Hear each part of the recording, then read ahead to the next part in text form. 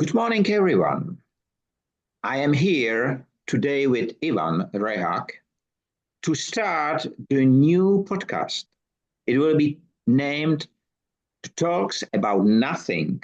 And Ivan is not only the first one to start with me this really special podcast, but he's experienced because he joined already 3 or 4 times the Czech podcast, which is very popular here in the country. So thank you for joining me, Ivan. Nice to have you here. Thank you, Michal, for invitation. And I'm excited to be here. It's really a pleasure to be the first one for the English-speaking countries. How does it feel to be the first one? It's always great. It's always very challenging to start with something which is maybe common for us, but definitely not common for the others. Yeah, and I'm really happy to be here, and I'm really happy to speak about nothing because it's finally always about something.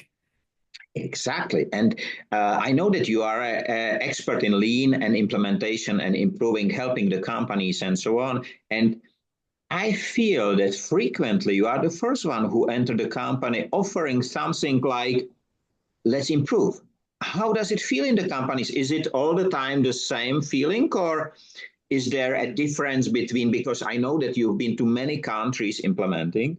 So is there a difference or significant difference what you feel if you enter Czech company or British or any other? Yeah, it is definitely. Each company is completely different. It as well depends on the size because improving in huge corporations, and I've been working as a regional CI manager for several countries for 18 years. And then the last 2 years, I'm the consultant and traveling again around the world. So the size matters. It's really different if you improve in company of 20 people, 50 people, or 1,000 people, or if you have one branch or you have several branches around the world. And of course, the nationality and the mindset is different.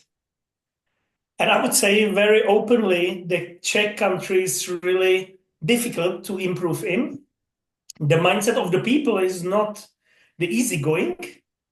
And I experienced really that I enjoyed much improving in different countries than in Czech Republic, to be very open.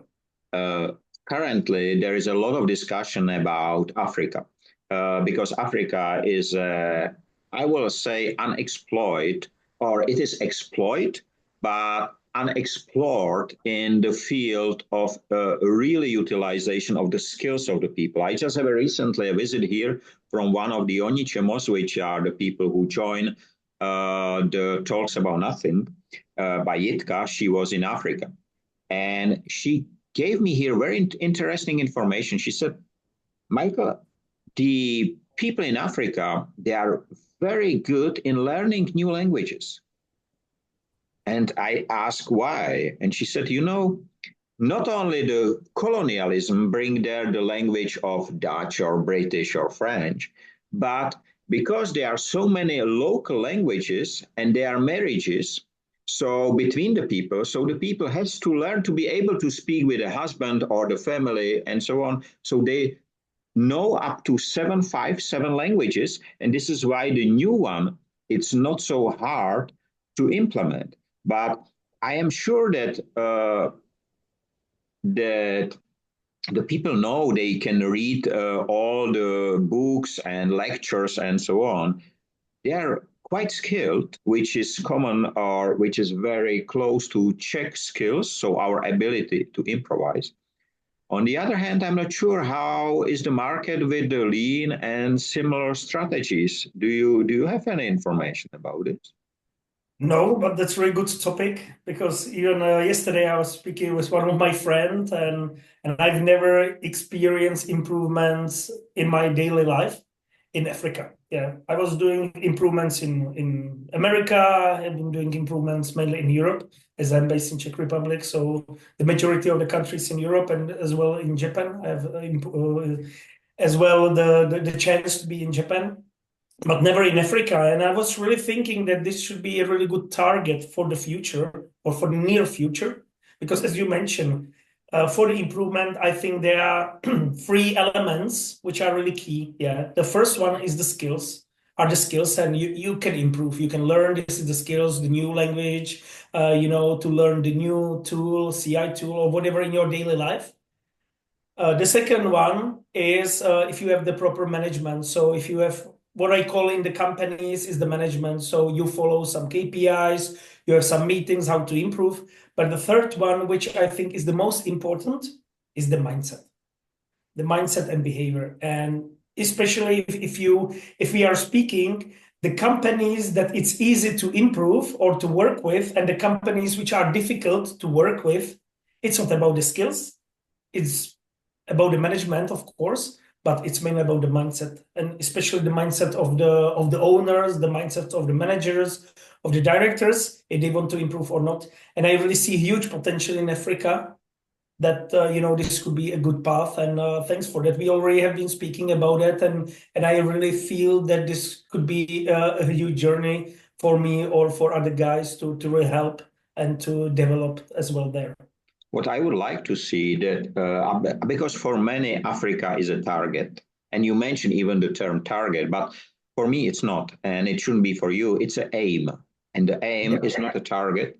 And I think that the true power in Africa will be revealed when the borders will generally get down. Because as I have learned recently, there was something called conference in Berlin. I don't know whether you have heard ever about this. And this was a conference in which generally the West European countries divided Africa into the spheres of, into the zones of interest. So this is why the part of Africa is speaking Dutch and part German and English, French, and so on.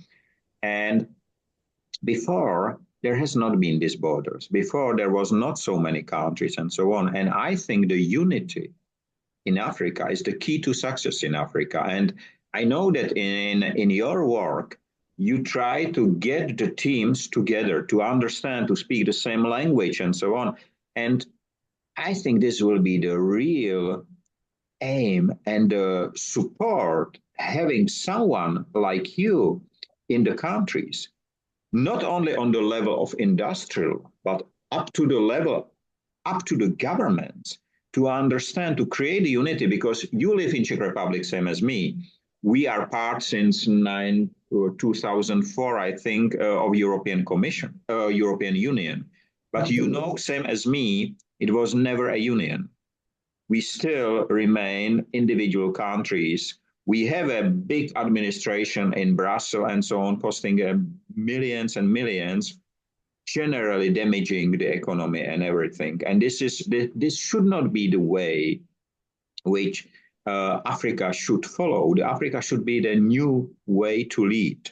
And I think there is the potential. And I'm sure with people with experience who do not push the Czech mindset to African heads, but who value the really core values of the countries and its origin and so on. I think this is the key, and this is the way how you do your work, if I'm not wrong. Yeah, that's correct. And thanks for definitely the aim is better than target. And thanks for explanation. That's definitely true. And and I fully agree with you. You cannot transfer either the knowledge or the mindset and just copy paste. It doesn't work. Yeah. That's why I think why I'm quite successful, and I've been doing improvement in 19 countries. That I really always was speaking a lot with the people, try to understand, to be spending time with them, and to understand really, okay, what are the values, what is the behavior and all of that, because you just cannot copy paste. Yeah, it was, I think 15 years ago, there was a nice example, and a lot of lean tools are coming from Japan and from Toyota. And Toyota built together with Peugeot and Citroën a plan in Czech Republic, and they wanted to introduce really the pure Japanese way of thinking here to, I would say, completely different word of the Czech mindset. Yeah, you mentioned improvisation. I would say that's Czech asset. On the other hand, I would say we are very poor in standardization, obeying the orders, hierarchy, all of that. Yeah. And on the opposite side, the Japan is completely opposite. Yeah. I would say hierarchy, daily way of improvement, lean thinking, all of that. And they just wanted to combine, and it didn't work, I would say, fully properly. You really need to, step by step to take some of the steps, and as well, to really work with the local culture. And yeah, and I would say that that should be the aim as well in Africa or all around the world. Just to, because lean is really the way of thinking, way of living, and it's just to for us to live better lives. And I think everybody wants to live better lives. It's the same. This is what I do for the last 11 years. So my aim is to build wasteless world for all. And this means for all, not just for the few who have the money to buy, thinking that they will not live on a landfill. They will. They will pretend not to live there. But I know from our previous discussions that you are a frequent traveler. You like traveling, but it makes you as well to an expert, which can be assigned almost immediately, because how many minutes you need to pack for a new job? My record, and I don't want to repeat it, is 89 minutes to get 130 kilometers to the airport and to be in the plane. But definitely, this is not what I want to do. This was really that I just fall asleep and I just needed to manage. And I think the capability, when you travel a lot, and I have almost 600 flights, and I'm not the pilot, I'm not the steward, but I'm really the guy visiting either privately or really on business, different places and different countries, is to really be lean and to be really fast in thinking. Yeah. Just imagine for me, I would say the advantage at the airport or with everything is just that I can do simultaneously like all the things. Yeah. So I'm arriving to the airport. No, usually the people, they look at the border, they stop, look at the boards, they look, where are the departures, where to go, just look around. For me, even in the places or airports that I've never been, I just do it by walking. So I'm just walking, look around, not stopping, not waiting, and just go directly. So it's the habit, because after so many times, if you repeat something, even in being in different environment or different airport, it's just the habit, and it saves you the time. So I would say that that helps me a lot. But really, these 89 minutes, I don't want to repeat, because I think it is somehow the miracle.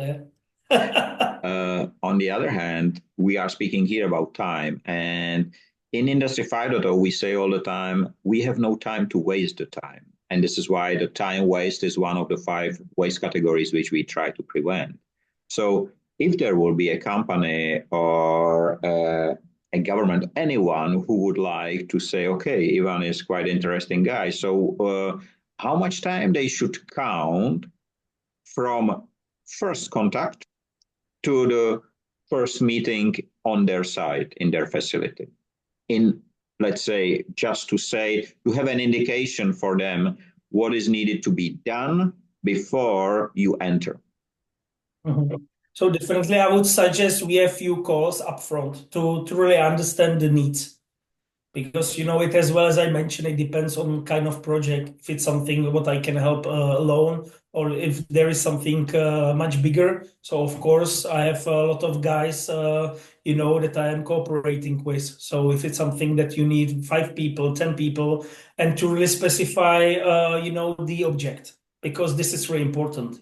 How deep what you want to achieve. Sometimes even we mismatch. Yeah. So I have, for example, one of the company I was speaking with, and normally I try to speak with the people first, then having some audit, if it's the industry. And I was mentioning, but I will do it, and my core values that I will do it really right. Yeah. There are some companies, they just do it, not as you want, the result. And finally, they choose somebody else, because I said I will be open, and maybe, the result, it might, maybe the audit might finish, not as great as you think. And they decided somebody who said, oh, okay, you will finish, in A grade, and it's lying. I call it lying to the pocket. Yeah. So, but really, back to your question, is really, it can be really, I would say, days for the first contact, which is really, the first. I would really suggest we do it like we are speaking, to really understand what is the scope, how you think. Sometimes it can be much bigger. You would like to achieve something much bigger, but we're speaking about the days, because the time is important. As you mentioned, the time is ticking. It's not about, okay, let's speak in 1 year. because you know what can happen in 1 year. It's so many things which are happening. So it should be really fast. But really, the important is to really define properly what the company or the government wants. And the second is if they are willing to change, because really improvement is about changing something. And you know, there are people with open mindset and the people which are like, I would say, two of us, which if I tell you, yo, Michal, let's do it, and you say, okay, it's a good idea, let's do it. And there are people with closed minds, which will be saying, hey, Ivan, don't tell me this, we will do it the same way. And I don't want to work with people with the closed mindset because you don't achieve anything. It's just, you know, push, push, push. So I would really, you know, looking for somebody who is open and key to change the things, because improvement is changing the things. At the beginning, we started to talk about what is that every company and every, let's say, project is different. But is there something which is same? Okay. Yeah, okay. What I would say, what I found the common, you know, let's say it when I see which projects will be successful and which projects will not be successful, and which companies are successful and which are not. Yeah. So of course there are a lot of, you know, influence from outside, but I mean purely in the companies, or it can be the government as well. But the good companies, they have the mission, vision, and core values. The good companies, they have the very often they speak to the people. They have the communication channels. So the management, either you publish it via email, you publish it personally, you speak to the people, you speak to your colleagues, even the board members or the management have like quarterly the meeting. They are standing in front of the people. They have the regular walks.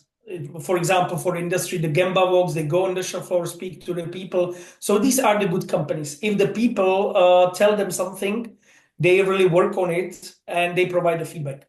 So these are the good companies.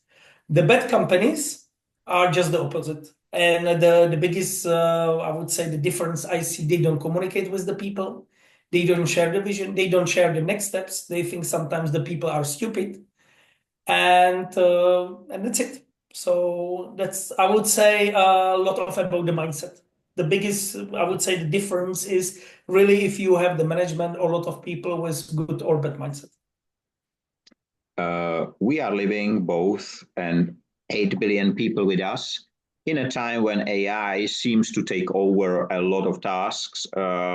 It's interesting that every AI expert says, no, it will not take your job, but it will do it for you. So they just, but the question is, do you think if there will be AI Ivan, artificial Ivan, AI, it's already your abbreviation, so artificial Ivan, do you think it will be able to do the work which you deliver?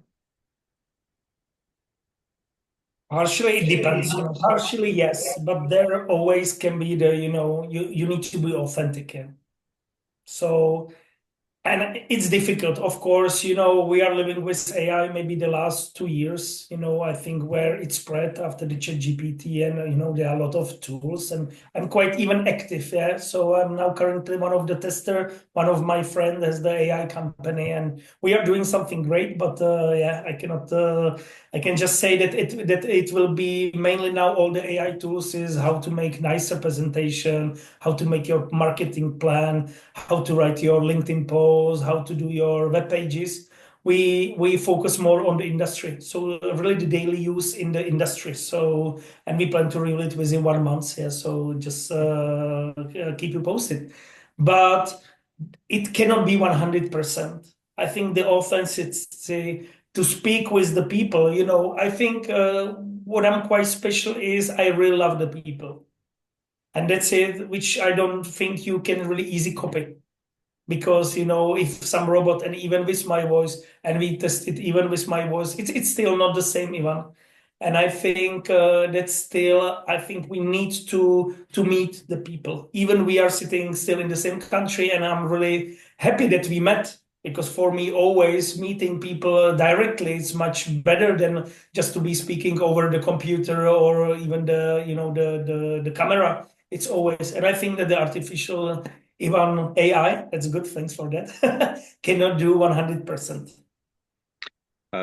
We spoke about the importance of time, but the artificial intelligence was introduced in 1956 or 65. I'm not sure right now, one of those. It was on a US university. So it took 60 years almost till it's being, let's say, so publicly presented and adopted. Why do you think it took so much time? To be fair, I have no idea. But it's the same like with internet. Yeah, just imagine. I think the origin is like 43, and then ARPANET, the first network, 69 as well in U.S. universities. But then it took almost 25, 30 years to be spread worldwide. And now within 25 years, we cannot imagine be living without the internet to get all this information, to be speaking with somebody who is, in the second corner of the world and to see each other. So it's unbelievable. And but back to your question, I have no idea why it took so much time. It's Because just, I think, the development. if we speak and you see it, you enter a company, you start the changes, the government, the governance, let's say, the management and so on, they are open. So are the people. So the changes are going quite quickly. And it's as you know, it's not about money. Frequently, it's about the changing of behavior, communication, and so on, as you mentioned. Do you think the same fast can be applied on the government level? Because if we very simplify it, the country is like a factory. So there is somebody who is on the top management level, there are somebody, and so on and so on. And at the end are the workers, which are the citizens. It's just a bigger size. So, and you can do it in 20 people companies, so as 100 or 20,000 company. The principles are the same. Do you think it will work on a government level? I would love to. For me, it's somewhere, in the back of my mind that it would be really a challenge. And I think one of what is as well very important, which I maybe didn't mention, and it's somehow, likely for the government. Yeah. The issue with the company, part of all of it is if you have the changing management. Yeah. So, for example, my worst nightmare was where I was cooperating 5 years in one of the plant, one of the company where they have been 10 general managers within 5 years. So just imagine the changes, it takes time. So when you start to, like the Titanic, if you want to turn the Titanic or any other boat, it's not like this. It takes time. And it's the same with the company. So just imagine you start to do this and you start to speak, hey, Michael, now very important. Let's really focus on the environment and let's, remove the waste. And then in 6 months, they will be coming another Michael and to say, no, this is not important for us. Let's focus on whatever. Yeah. And just imagine, so the people, they will start to say, okay, why to do something when you have always the changes and go from the left to the right? And that's something in the government, at least in our country, but I think in many countries where you have, the elections every 4 years, there will be coming the new government. Maybe there will be some changes even within these 4 years. So then the people, it's the same. So it's always the people, they will say, okay, why to change? So I would say that what is really important is to get the same direction always. So either you are on the left, on the right, but you should, what I'm missing, for example, in Czech politics, please guys agree and don't change, don't turn to the left, to the right. Just, make some agreement, the mutual agreements, and just instead of going like this, up and down, and going nowhere, just to slightly, and this is the Japan, small improvements every day, just small incremental improvements, and work with the people, not just direct, not direct since tomorrow you don't be doing this, and this year you will have only the electric cars, just direct everything. That doesn't work. That doesn't work in the government. That doesn't work in the company. It has never worked like this in the company. You mentioned that you work for small so as big companies. I am sure there has been companies in which you implemented on one side and it was adopted in the other companies in the structure itself. Uh, how how effective is this? It works, so we adopt in the scaling up the process. Is it much faster or is it same troubles? It's the same troubles. Yeah, because the mindset of the people is different. Yeah, just imagine, for example, the culture. What we mentioned. So, for example, just again coming back to the Japan, and I really love, they have the Kaizen, the small improvements, and everybody should do the improvements. Everybody should be involved. Every incremental improvements. Don't calculate the money effect.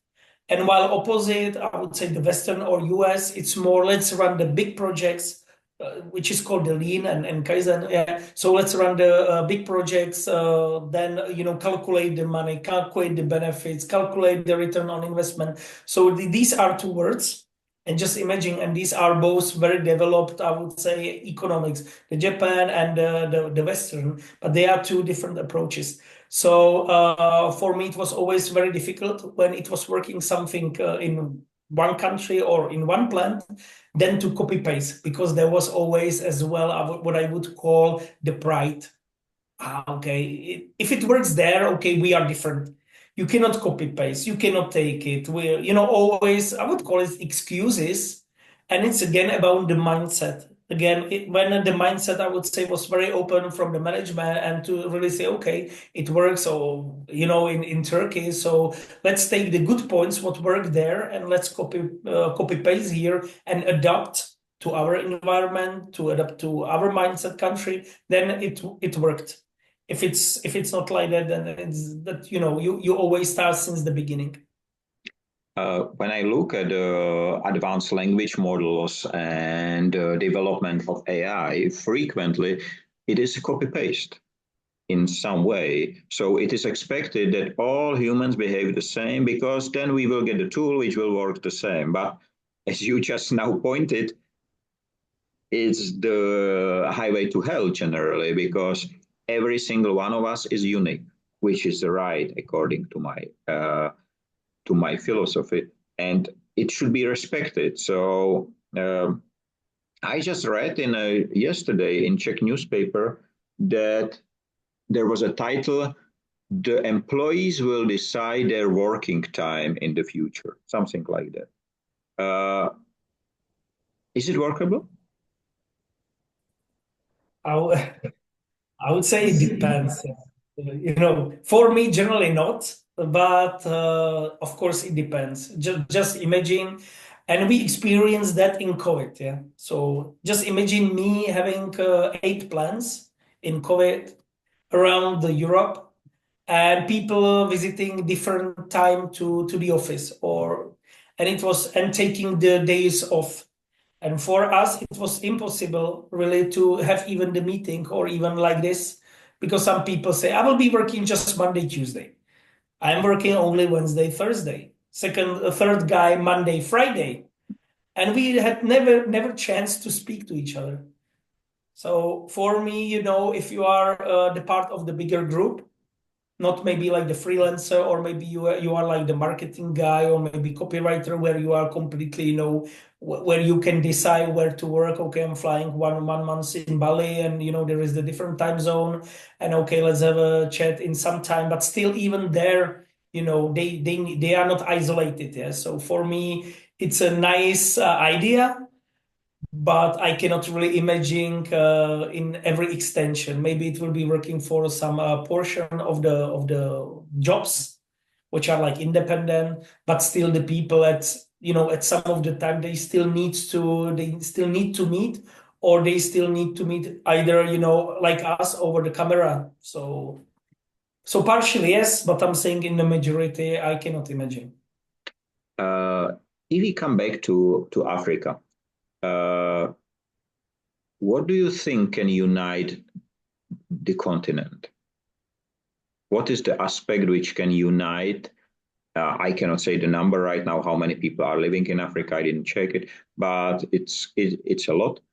So what can unite all the people in Africa to really say yes? Wow, that's really a high level question. To be fair, I think what is important is really to, and I see, and I'm really not the expert about Africa, but I think what is contradictory is where you mentioned there were some countries they really want to get the impact in there. There are still maybe the different countries they want to get the impact, and influence the government and all of that. And I think if we want to unite, this should finish. Hmm. I think this is general global. So in the plane, you know it better than me. If there is this lesson what to do if something is wrong, and there are the oxygen mask falling out, every time it says first parents get the mask on, then you help the children. And I think that becoming strong personally will help you or will help Africa to help others. But firstly, until now, there has been exploited. And it's quite interesting because some of the countries, yesterday, I have read that I cannot say which country right now, but some countries even run on different calendars. They have different days in a week, or originally generally adopted, of course, but they originally worked with completely different numbers. And if we go to Saudi Arabia or to this region, or so there is a lot of differences. But I think you are right. So if we become strong, we can help others. And I think this is one of the key. So I do fully agree. For me, of course, to be not only strong but to be wasteless is important because it is connected, and it's connecting all the topics which we just discussed, and it is quite interesting. If we speak about Africa, can you imagine which country for you will be where you will start? You know, Africa is a big continent, very big continent. It does not look like on the map, but it is really big. So will you take it from the top to the bottom, or you will start in the middle to be more exponential? I think where to start is not the important. I would say I would love to start where you really want to improve. So, there are like 50 countries. I think there are like 50 countries. So I would say where they want to improve. So, and that's because by doing it again, the improvements you cannot push it. Yeah, you cannot direct it. You need to change by behaving. You are starting to influence the others. And this is, I would say, what we maybe didn't really mention is the way when I come to the companies, it's not, hey, now everybody let's obey and let's do it this way. I'm just influencing. Yeah. So I'm there. If we do some improvements, I'm daily there. The people see how I'm behaving. The people they like it. They like normally that I'm speaking to them, while the management sometimes not. And they just, they see and they like it. And that's why I would say the really it's important to go from top to down and to really prove. And I think that's really where the leaders are really behaving based on the core values. Then there the improvements. I would like to start there. So for me, it's not to stay okay if I start in, Kenya, if I start in Tanzania or Egypt or, South Africa. For me, it's not important. It's really too important where really there is a will to really say, hey guys, we want to have a better lives. We want to have a better lives for us, for our country. And yeah, this is the good part where to start. And I would love to start. I think this is you just mentioned generally the main reason why the politics is not changing as it is pretending that it is changing. And this is the will to change first. Because I know only one politician in a history, and not in a history, in a current history generally, who acted as a president of a country And who is really for me a role model? And if you would like to know his name, just search on Google for the poorest president, and you will find his name.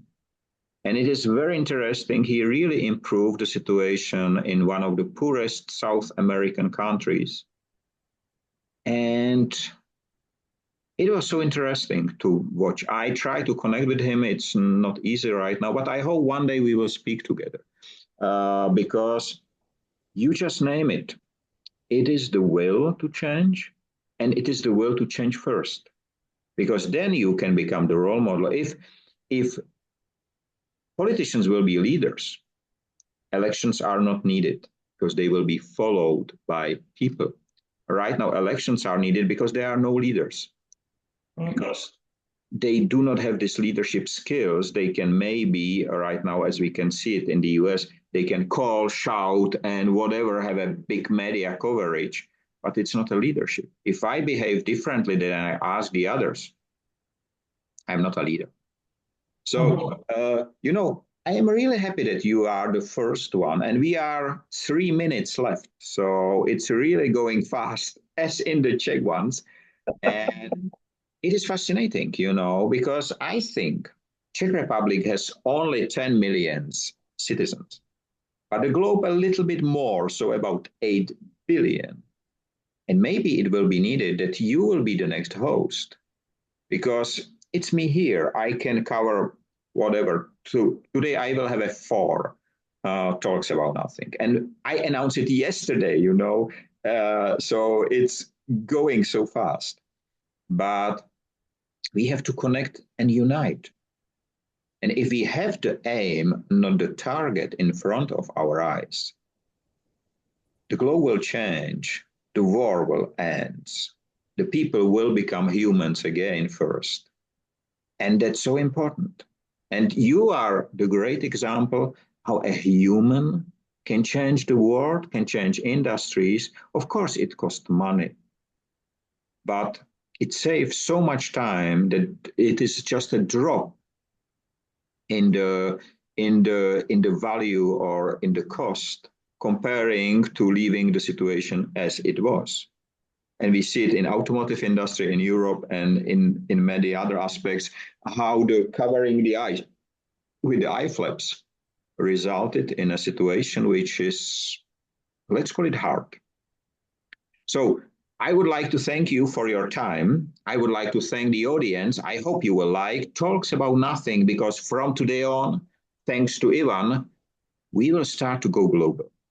And we would like to see you. And if you would like to know something about Ivan, just check the description on the video. There will be the link to his website, and you can connect him. There is no limit.